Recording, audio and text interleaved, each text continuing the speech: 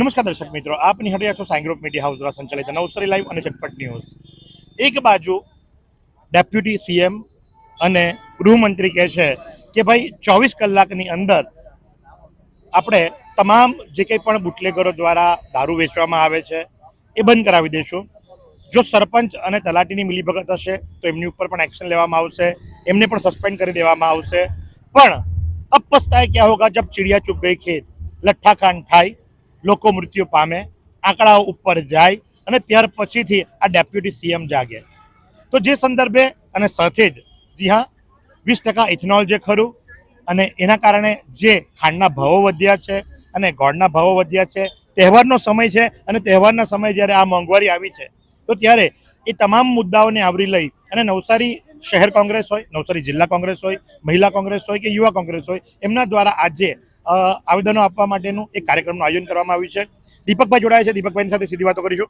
દીપકભાઈ, વર્ષોથી દારૂ વેચાય છે કોઈક ને કોઈક રીતે, આપણે સૌ જાણીએ જ છે, અને ત્યારબાદ ડેપ્યુટી સીએમ જો આ સ્ટેટમેન્ટ આપતા હોય કે 24 કલાકની અંદર બંધ કરાવી દઈશું, શું ભાવનગર એ પહેલું શહેર છે?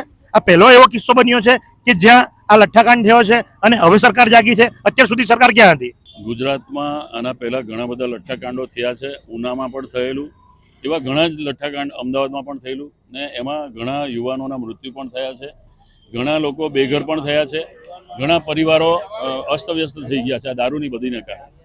ત્યારે સરકાર આવો કોઈ બનાવ બને અને લોકો વિરોધ કરે ને આવું કોઈ મોટું મૃત્યુ આંક કે એવો કોઈ મોટો બનાવ બને ત્યારે સરકાર તે વખતે 2-4 દિવસ માટે જાગે છે અને દારૂના અડ્ડાવાળાઓને કહી દે છે કે ભાઈ હવે તમે 3-4 દિવસ કે અઠવાડિયું બંધ રાખજો। ત્યારબાદ આ પ્રવૃત્તિ કોન્સ્ટન્ટ ચાલતી રહેશે। આના માટે જિગ્નેશ મેવાણીએ બહુ મોટા આંદોલનો કર્યા। ઇલેક્શન પહેલાંની વાત છે, 2022 પહેલાં જિગ્નેશ મેવાણીએ આખા ગુજરાતની અંદર મોટા આંદોલનો કર્યા, તે પછી પણ એનો કોઈ ફળ મળ્યું નથી। આખા ગામોમાં જઈ અને ગામોના લોકો સાથે પોલીસ સ્ટેશનનો ઘેરાવ કરવા છતાં બી આ પ્રવૃત્તિ ચાલુ રહી છે।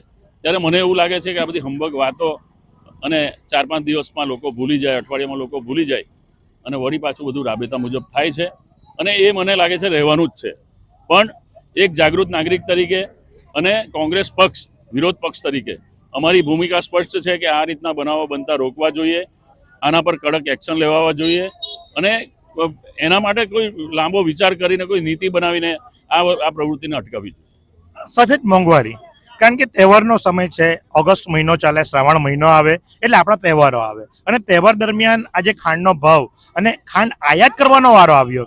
એક સૂત્ર આપી ગયા હતા નેતાઓ, આપણા નેતાઓ કહી શકાય કે ભાઈ જય જવાન જય કિસાન, પણ આ તો કિસાનને પણ કદાચ કોઈ ખૂણામાં રડવા માટે મૂકી દે એવી સરકાર અને જેની અંદર ખાંડ આયાત કરવી પડે એ વસ્તુ શું કહેશો?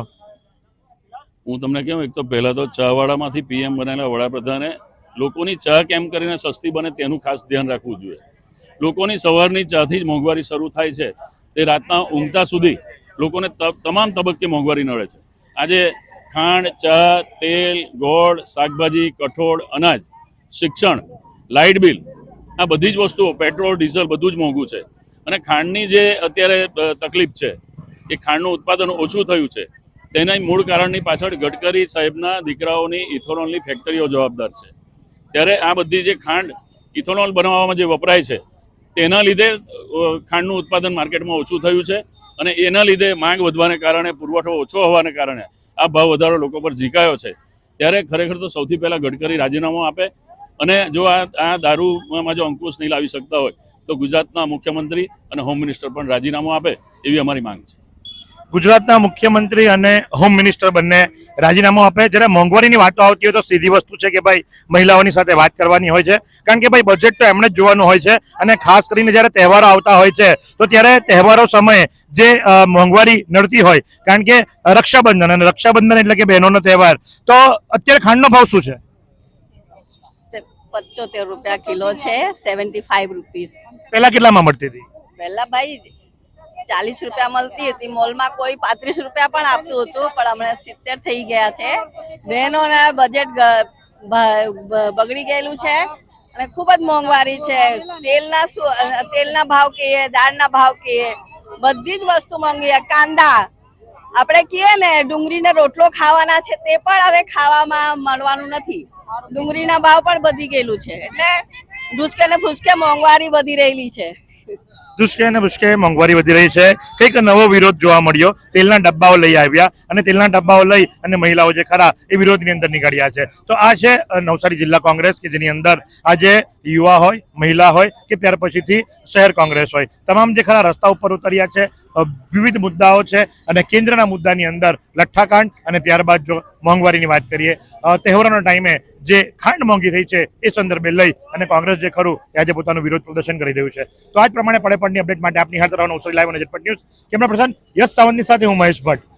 આ સુંદર સૃષ્ટિને નિહાળવા માટે હજારો લોકો પાસે દ્રષ્ટિ નથી અને એ ત્યારે જ શક્ય બને જ્યારે કોઈ ચક્ષુદાન કરે. તો તમારા સ્વજનો સાથે મળી એક સુનિશ્ચય લઈએ. ચક્ષુદાનને પરિવારની પરંપરા બનાવીએ. વિઝિટ સંત પુનિત ચક્ષુ bank, rotary eye institute Navsari. Call 7069006329.